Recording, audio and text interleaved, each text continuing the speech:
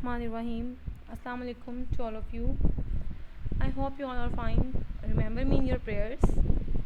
My name is Ikra Khan and I am the lecturer from Legend Institute of Management and Sciences from Multan. Department is BS English second semester. Subject is the world history. Topic is ancient Roman Empire and its culture और civilisation. हमने last lectures में जो है वो discuss किया था अपने दूसरे सिविलाइजेशंस को, एंशियंट पर्शिया को, इस्लामिक सिविलाइजेशंस को.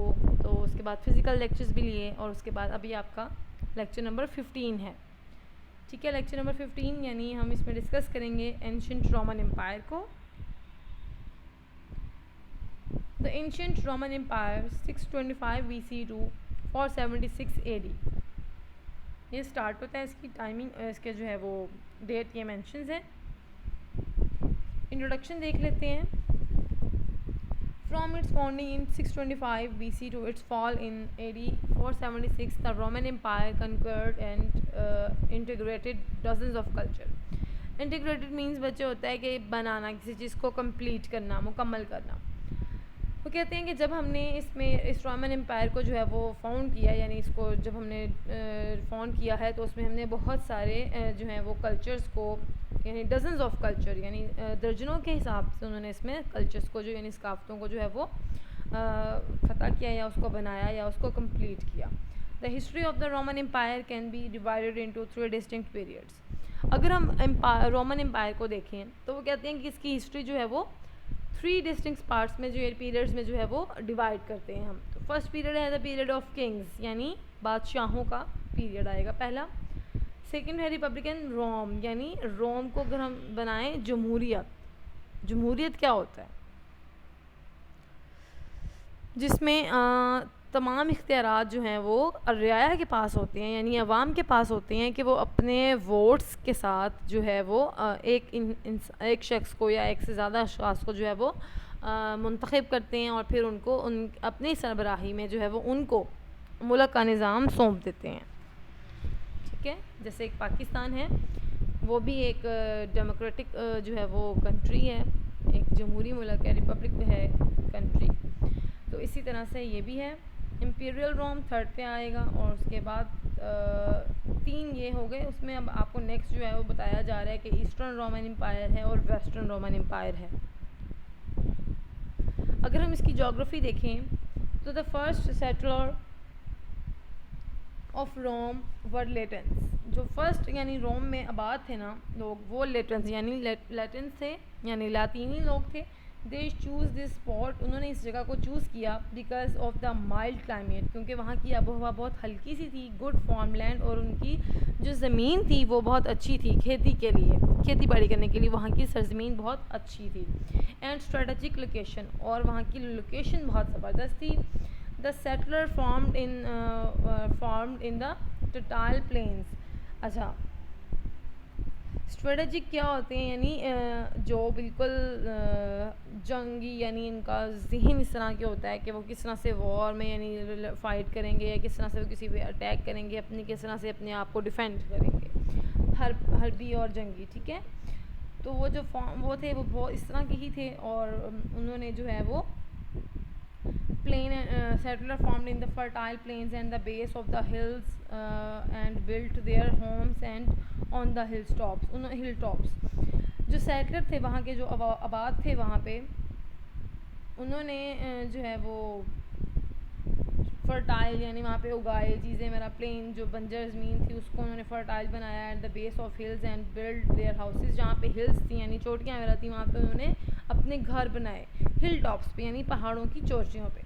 दे built atop in the hill so they would be able to defend themselves. उन्होंने इतने ऊपर घर इसलिए बनाए ताकि वो अपने आप को डिफेंड कर सकें, अपनी हिफाजत खुद कर सकें, अपना दिफा कर सकें. Themselves against an enemy attack, किनसे? अपने दुश्मनों के हमले से अपने आप को बचा सकें.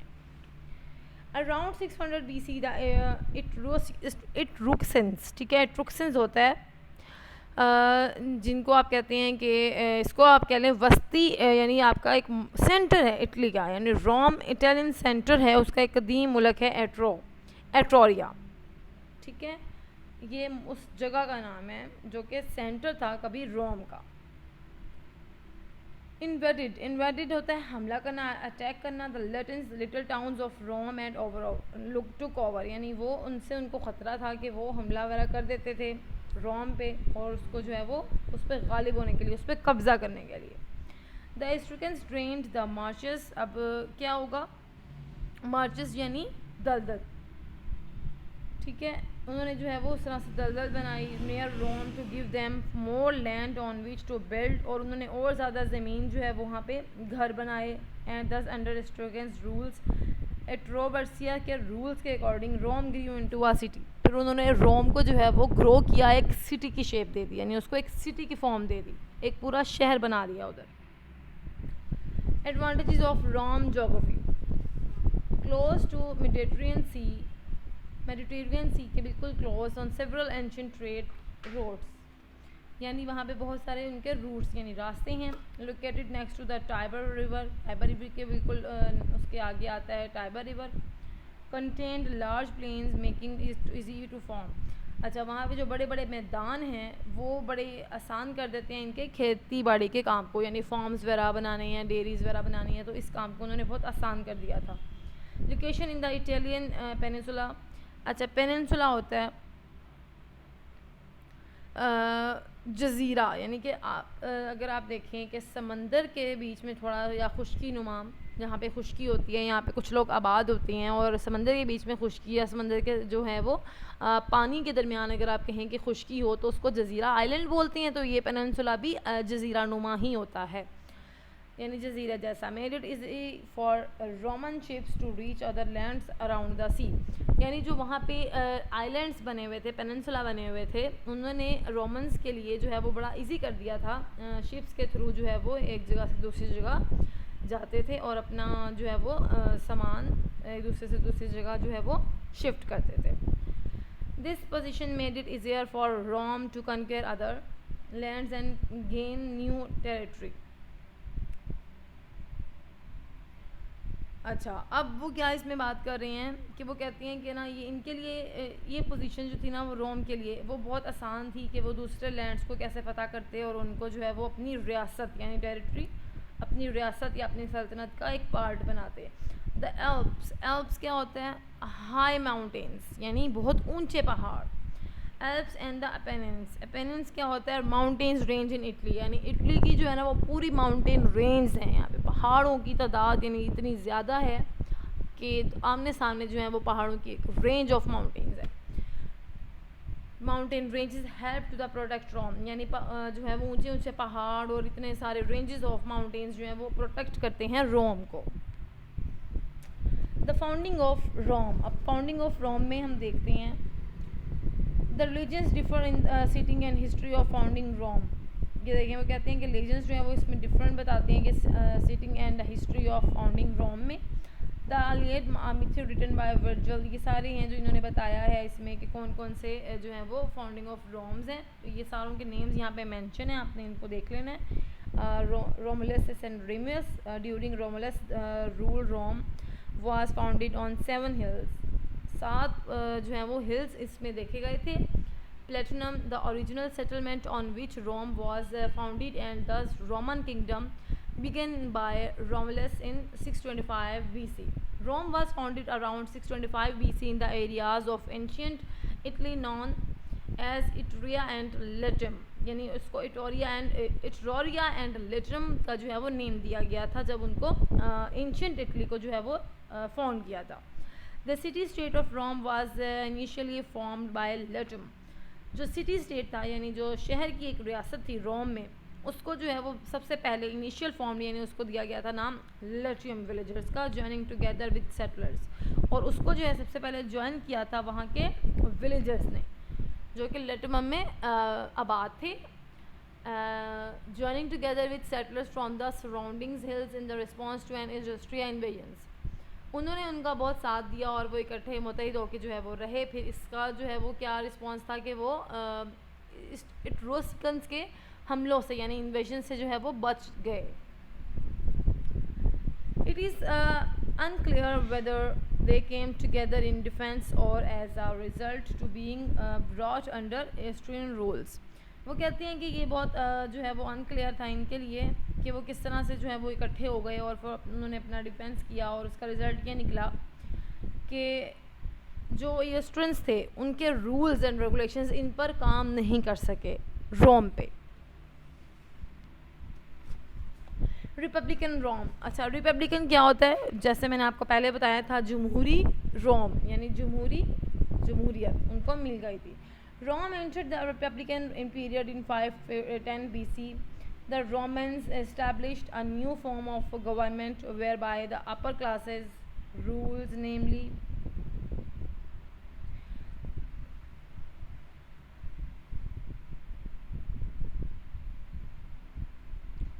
अच्छा रूल्स नेमली यहाँ पे मेंशन है कौन कौन सी चीज़ें थी उनकी, सॉरी जी,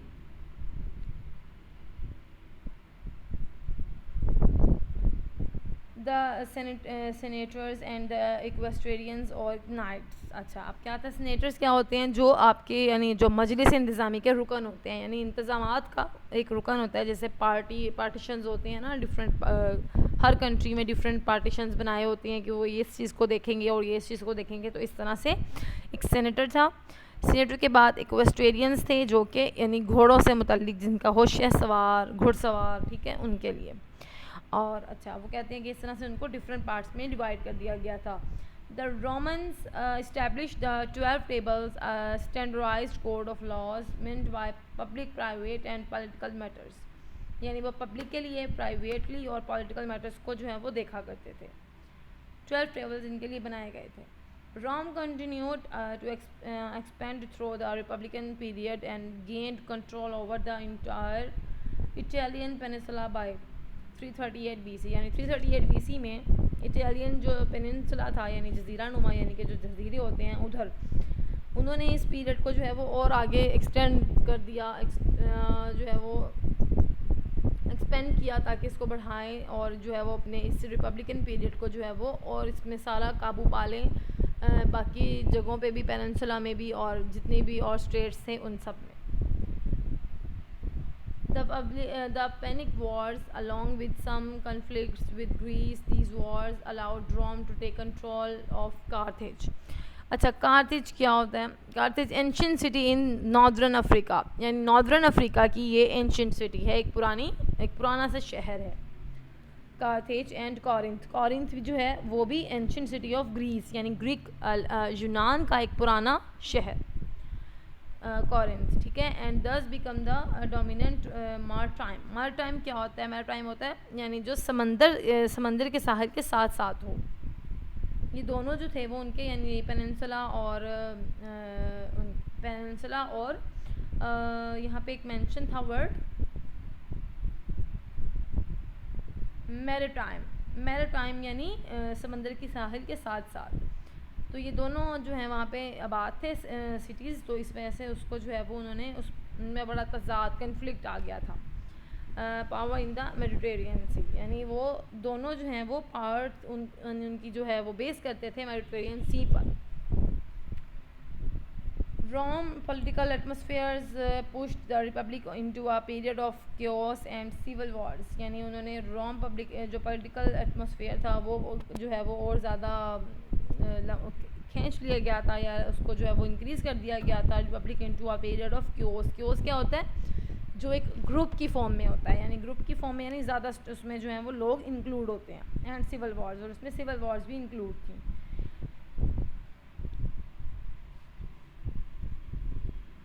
अच्छा ये सारे नीचे जो हैं वो उनके आगे नेम्स दिए हुए हैं, इनको आप जस्ट वन टाइम और रीड करेंगे और आपको आइडिया हो जाएगा। नेक्स्ट हम आते हैं इम्पीरियल रोम पे। इम्पीरियल यानी शहनशाही या शाही रोम। Rome's imperial period was beginning with the rise of Rome's first emperor in 831 BC and lasting until the fall of Rome in AD 476। ये आई थिंक आपको समझ आ रहा होगा साथ साथ। Rome saw several decades of peace। अच्छा decades क्या होते हैं? यानी डिकेड्स हम बोलते हैं 10 ईयर्स को, यानी एक अशरा मीन्स यानी 10 साल। तो डिकेड्स होंगे आपके 10 ईयर्स, ठीक है, डिकेड्स ऑफ पीस, यानी वहाँ पे कुछ जो है वो 10 सालों तक जो है वहाँ पे बड़ा सुकून अमन था।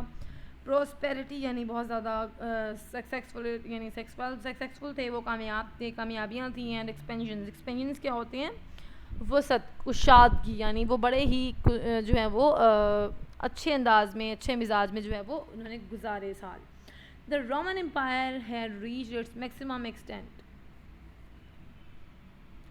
वो कहते हैं कि रोमन एम्पायर अगर हम देखें तो वो मैक्सिमम एक्सटेंट है, यानी बचा हुआ है, बाकी है अभी तक वैसे ही जैसे कि है, लेकिन कुछ हद तक। Spanning 3 continents including Asia minor, northern Africa and most of Europe. इन तीनों सब कॉन्टिनेंट्स, यानी जो ये 3 कॉन्टिनेंट्स हैं, इनमें अगर आप देखें तो वो कहते हैं कि ये किस हद तक जो है वो है। स्पेनिंग मीन्स यानी डिस्टेंस, अगर हम इनको इस फासले से देखें। एंड मोस्ट ऑफ यूरोप, वो कहते हैं लेकिन ज़्यादा वो है वो यूरोप में है। 286 AD the Roman empire was split यानी एक दूसरे से अलहदा हो जाना, सेपरेट कर देना किसी चीज़ को। इनटू ईस्टर्न एंड वेस्टर्न, यानी उन्होंने ईस्टर्न एंड वेस्टर्न को जो है वो स्प्लिट कर दिया था। एम्पायर्स को each ruled by its own empire, ताकि उसको हर एक जो उसके 4 साइडेड हैं, यानी east west and north south को, तो है वो हर एक अपना अपना एम्पायर जो होगा वो उसको लुक आफ्टर करेगा, वो उसके हैंड ओवर कर दिए जाएंगे। The western empire suffered several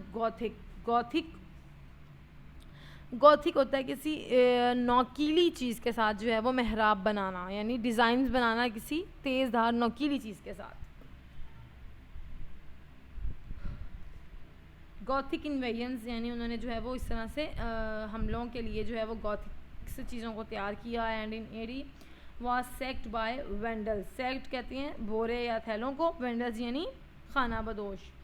तो उसके बाद यानी वो जो है वो अपनी सारी चीज़ों को एक सेक्ट में करते और उसको जो है वो यूज़ करते डिफरेंट चीज़ों के साथ, जो कि वो थे वेंडल्स, यानी खाना बदोश लोग थे, वो इन चीज़ों का कारोबार करते थे। Rome continue to decline after that until AD 476 when the Western Roman Empire came to an end. The Eastern Roman Empire, more commonly known as the Byzantine बच्चे होता है ईस्टर्न रोमन एम्पायर, यानी इसको ईस्टर्न रोमन एम्पायर को हम Byzantine कहते हैं।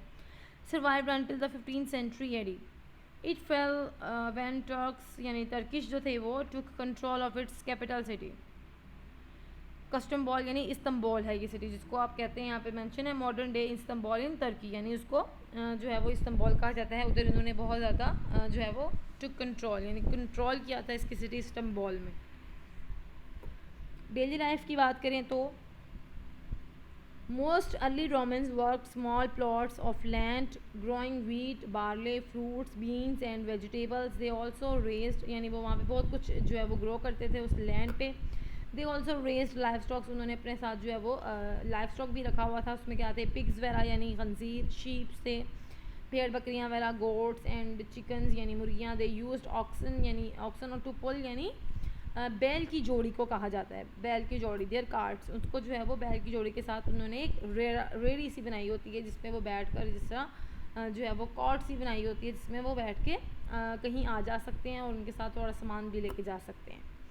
Members of a Roman farm family worked very hard, जो कि मेंबर्स थे रोमन फार्म फैमिली के, उनको बहुत ज़्यादा काम करना पड़ता था। As they only had simple tools available, और उनको बहुत जो है वो सादा से जो है वो औजार दिए जाते थे इस काम के लिए। And usually had to travel to get water, specially जब उनको जो है वो ट्रैवल टू गेट वाटर, यानी उनको पानी वगैरह लाने के लिए भी बहुत मुश्किल पेश आती थी। For a while only land owners, अगर हम इसके बरक्स देखें तो लैंड ऑनर्स यानी जो मालिकान ज़मीन थे, मालिकान ज़मीन, were able to join the army, वो एबल थे यानी वो ये कर सकते थे, सिर्फ वही लोग जो हैं वो आर्मी में ज्वाइन हो सकते थे। This was because it was, वो इसलिए था क्योंकि that that they would fight harder to defend their land and the city, क्योंकि वो लोग बहुत हार्ड वर्कर्स थे और वो अपनी ज़मीन के लिए जो है वो अपनी जान का नजराना भी देने से ना जो है वो पीछे ना हटते।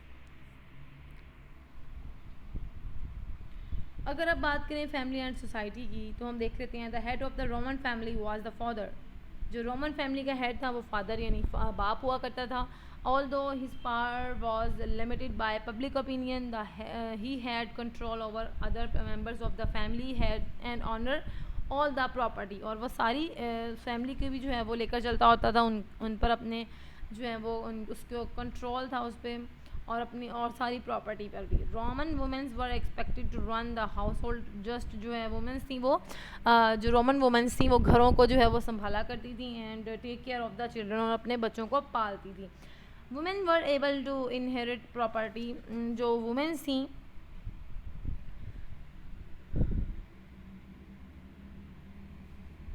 उनको विरासत में जो है वो जो उनका थोड़ा बहुत हिस्सा था business when their husbands were away, अगर उनको उनके हस्बैंड्स दें तो. Roman womens had little power outside the home and could not vote. अच्छा, जो वुमेन्स थी उनको घर के बाहर जो है वो बहुत कम या ना होने के बराबर जो है वो अथॉरिटी हासिल थी, और उनको कोई भी जो है वो वोट का भी उनका यानी कोई जो है वो इजाज़त ना थी. ठीक है स्टूडेंट्स, आई थिंक हमें यहाँ तक जो है वो इसको कंप्लीट कर लेना चाहिए. नेक्स्ट लेक्चर जो है वो हम आपको नेक्स्ट में भी पढ़ाऊंगी, लेकिन उससे पहले इस स्लाइड को कंप्लीट कर लेते हैं. Enjoying life in ancient Rome. There was always something to do in this exciting city. One of the most popular events was to attend a horse race at a place called circus. यानी circus में बहुत ज़्यादा enjoying places जो थे ancient रोम के, वो एक circus भी उसमें था.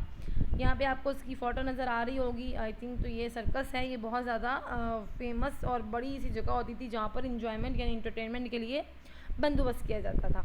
At night theatres in Rome offer plays and music. और रात के तक वहाँ पे थिएटर्स वगैरह होते थे रोम में, जहाँ पे खेलना और म्यूज़िक वगैरह जो है वो भी चीज़ों को हेल्प किया गया था. The Romans were very social and love to be entertained.